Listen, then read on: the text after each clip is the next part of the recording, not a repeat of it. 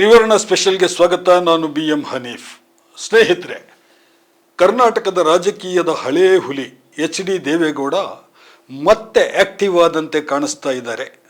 ಅದರಲ್ಲೂ ಅವರ ಚಿತ್ತ ಈಗ ಮತ್ತೆ ಹಾಸನದತ್ತೆ ಸರಿದಿದೆ. ಒಂದು ಕಾಲದಲ್ಲಿ JDSನ ಭದ್ರಕೋಟೆಯಾಗಿದ್ದಂತಹ ಹಾಸನ ಜಿಲ್ಲೆಯಲ್ಲಿ ಮತ್ತೆ ಪಕ್ಷವನ್ನ ಪ್ರಬಲಗೊಳಿಸುವತ್ತ ದೇವೇಗೌಡರು ದೃಷ್ಟಿ ನೆಟ್ಟಿದ್ದಾರೆ. ಅದಕ್ಕಾಗಿಯೇ ಪದೇ ಪದೇ ಹಾಸನಕ್ಕೆ ಭೇಟಿ ನೀಡ್ತಾ ಇದ್ದಾರೆ. ಅಲ್ಲಿ ಪಕ್ಷದ ನಾಯಕರ ಸಭೆಗಳನ್ನು ಕೂಡ ಮಾಡ್ತಾ ಇದ್ದಾರೆ. ದೇವೇಗೌಡರ ಆರೋಗ್ಯ ಅಷ್ಟು ಚೆನ್ನಾಗಿಲ್ಲ, ವಯಸ್ಸು ಬೇರೆ ಅಡ್ಡಿ ಬರ್ತಾ ಇದೆ. ಇನ್ಮುಂದೆ ಅವರು ಪಕ್ಷದ ವಿಷಯದತ್ತ ಗಮನ ಹರಿಸೋದು ಕಷ್ಟ ಅಂತ ಅವರ ಎದುರಾಳಿಗಳು ಈಗಲೂ ಮಾತಾಡ್ತಾನೆ ಇದ್ದಾರೆ.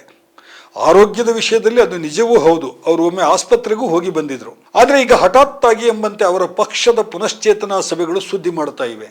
ಕಳೆದ ಸೋಮವಾರ ಹಾಸನದಲ್ಲಿ JDS ಪಕ್ಷದ ಪ್ರಮುಖ ನಾಯಕರ ಒಂದು ದೊಡ್ಡ ಸಭೆಯೇ ನಡೀತು.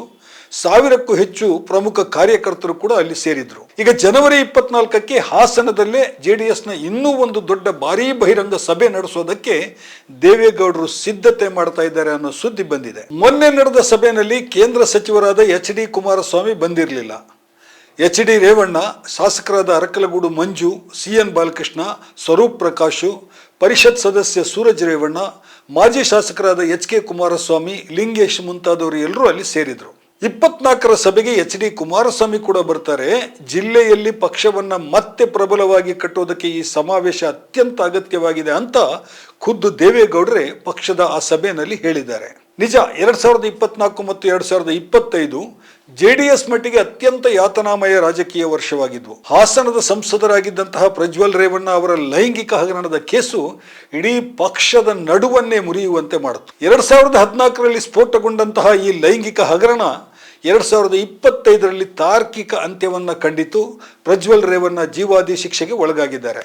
ಅದರ ಬೆನ್ನಲ್ಲೇ ಸೂರಜ್ ರೇವಣ್ಣ ಅವರ ವಿರುದ್ಧವೂ ಕೂಡ ಕೇಸುಗಳು ಬಿದ್ದಿವೆ. ಇನ್ನೊಂದೆಡೆ HD ರೇವಣ್ಣ ಅವರ ಬಂಧನವೂ ಆಯಿತು. ಹಾಸನದಲ್ಲಿ JDS ಪಕ್ಷವನ್ನ ಪೂರ್ತಿಯಾಗಿ ನಿಯಂತ್ರಿಸ್ತಾ ಇದ್ದಂತಹ ಭವಾನಿ ರೇವಣ್ಣ ಅವರು ಕೂಡ ಪಿಕ್ಚರಲ್ಲೇ ಇಲ್ಲ ಎನ್ನುವಂತಹ ಸ್ಥಿತಿ ಬಂತು. ಹಾಸನ ಜಿಲ್ಲೆಯಲ್ಲಿ ಪಕ್ಷದ ಕಾರ್ಯಕರ್ತರು ಯಾರೂ ಬಹಿರಂಗವಾಗಿ ತಲೆ ಎತ್ತಿ ನಡೆಯದಂತಹ ಪರಿಸ್ಥಿತಿ ನಿರ್ಮಾಣ ಆಗಿತ್ತು. ಈ ಹಿನ್ನೆಲೆಯಲ್ಲಿ ಮಂಕು ಕವಿದಿದ್ದ JDS ಪಾಳೆಯಕ್ಕೆ ಈಗ ಪುನಶ್ಚೇತನ ತುಂಬುವುದಕ್ಕೆ ಮತ್ತೆ ದೇವೇಗೌಡರು ಫೀಲ್ಡ್ಗೆ ಇಳಿದಿದ್ದಾರೆ. ಅದಕ್ಕೆ ಒಂದು ಮುಖ್ಯ ಕಾರಣ ಏನು ಅಂತ ಹೇಳಿದ್ರೆ, ಇನ್ನೇನು ಬರ್ತಾ ಇರುವಂತಹ ಲೋಕಲ್ ಬಾಡಿ ಎಲೆಕ್ಷನ್ಸ್, ನಗರ ಪಾಲಿಕೆ, ನಗರಸಭೆ ಮತ್ತು ಜಿಲ್ಲಾ ಪಂಚಾಯತಿ ಚುನಾವಣೆಗಳ ಪರ್ವ. ಈ ಲೋಕಲ್ ಬಾಡಿ ಚುನಾವಣೆಗೆ ಮುನ್ನವೇ ಹಾಸನದಲ್ಲಿ ಪಕ್ಷವನ್ನ ಮತ್ತೆ ಗಟ್ಟಿಯಾಗಿ ಬೇರೂರಿಸಬೇಕು, ಕಾರ್ಯಕರ್ತರಲ್ಲಿ ಪುನಶ್ಚೇತನ ಉಂಟು ಮಾಡಬೇಕು ಅನ್ನೋದು ದೇವೇಗೌಡರ ಲೆಕ್ಕಾಚಾರವಾಗಿದೆ. 2018ರ ಹೊತ್ತಿಗೆ ಹಾಸನ ಜಿಲ್ಲೆಯಲ್ಲಿ JDSನ ಒಬ್ಬ MP ಮತ್ತು 7 ಮಂದಿ ಶಾಸಕರು ಇದ್ರು.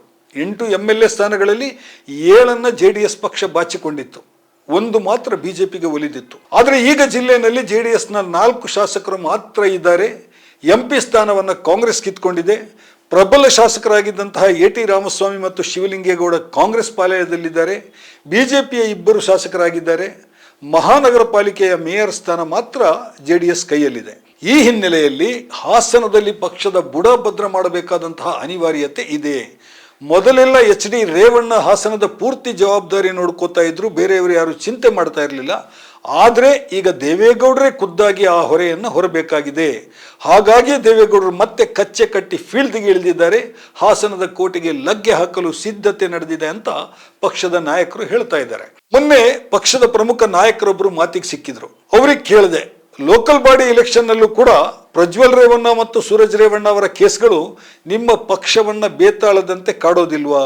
ಅದಕ್ಕೆ ಅವ್ರು ಹೇಳಿದ್ರು, ಸರ್, ಕೋರ್ಟಿನ ತೀರ್ಪನ್ನ ನಾವು ಒಪ್ಕೊಂಡಿದ್ದೇವೆ, ತಪ್ಪಿತಸ್ಥರಿಗೆ ಶಿಕ್ಷೆ ಆಗುತ್ತೆ, ಆಗಬೇಕು, ಅದಕ್ಕೆ ನಮ್ಮ ವಿರೋಧ ಏನೂ ಇಲ್ಲ. ಅದೂ ಅಲ್ಲದೆ ನಮ್ಮ ನಾಯಕರು ಯಾರೂ ಈ ವಿಷಯದ ಬಗ್ಗೆ ಕೋರ್ಟ್ನಲ್ಲಿ ಪ್ರಭಾವ ಬೀರೋದಕ್ಕೆ ಹೋಗಿಲ್ಲ. ವಾಸ್ತವ ಸ್ಥಿತಿಯನ್ನು ನಾವು ಒಪ್ಕೊಂಡಿದ್ದೇವೆ. ರೇವಣ್ಣ ಅವರ ವಿರುದ್ಧದ ಕೇಸ್ ಮೊನ್ನೆ ಬಿದ್ದು ಹೋಗಿದೆ. ಹಾಗಾಗಿ ಇದೆಲ್ಲ ಪಕ್ಷಕ್ಕೆ ಬಾಧಕ ಆಗೋದಿಲ್ಲ ಅಂತ ಅವರು ಹೇಳ್ತಾರೆ. ಜಿಲ್ಲೆಯ ಅಭಿವೃದ್ಧಿಗೆ BJPಯೇ ದೊಡ್ಡ ತೊಡಕಾಗಿದೆ. ಜಿಲ್ಲೆಯ ಅಭಿವೃದ್ಧಿ ವಿಷಯವನ್ನ ನಾವು ಚುನಾವಣಾ ಇಶ್ಯೂ ಮಾಡ್ತೇವೆ, ಲೋಕಲ್ ಬಾಡಿ ಎಲೆಕ್ಷನ್ ಅನ್ನು ಗೆಲ್ತೇವೆ ಅಂತ ಕೂಡ ಅವರು ಹೇಳ್ತಾ ಇದ್ದಾರೆ.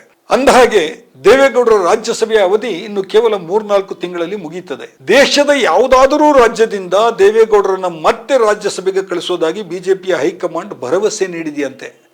ದೇವೇಗೌಡರು ಈಗ ಫೀನಿಕ್ಸ್ನಂತೆ ಮತ್ತೆ ಎದ್ದು ಬರೋದಕ್ಕೆ ಕೂಡ ಇದು ಒಂದು ಕಾರಣವಂತೆ ಹಾಗೆಂದು ಪಕ್ಷದ ಪ್ರಮುಖರೊಬ್ಬರು ಹೇಳ್ತಾರೆ. ಸ್ನೇಹಿತರೆ, ಇದಾಗಿದೆ ಇವತ್ತಿನ ಸ್ಪೆಷಲ್ ಸ್ಟೋರಿ.